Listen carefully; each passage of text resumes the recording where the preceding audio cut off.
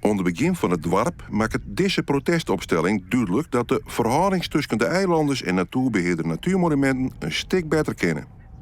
Daarom komt het dorp ik massaal aan op een publieksjoen van het Nationaal Park. De man achter dit protest is duidelijk over wat er gebeuren moet. Ik heb eigenlijk de verwachting dat dit een aanzet komt of een startpunt is voor een betere relatie natuurmonumenten en eilanders.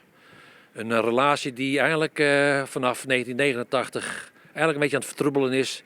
En steeds meer, het komt steeds meer dat natuurmonumenten veel meer zijn eigen gang gaat en de eilanders eigenlijk links laat liggen. En dat moet niet. Die iepen zenuw kan bleer lezen doet Natuurmonumenten bulten van deze baden del zetten en 2 eilanders werden taal vertellen.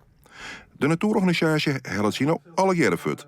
Maar er gaat meer mis, zo wordt duidelijk in een groot vol dorpshuis. Ja, uit de gesprekken die wij hebben gevoerd met de bewoners komt toch wel als belangrijkste item is het gebrek aan communicatie. En te weinig betrokkenheid van de eilanders bij ons werk. We hebben ze er te weinig bij betrokken. Dus dat is wel de belangrijkste. En dat is de opgave waar wij mee aan de slag willen als Natuurmonumenten. We vinden het heel belangrijk dat de eilanders betrokken zijn bij hun werk. Dus daar gaan we alles op alles opzetten om dat te gaan verbeteren.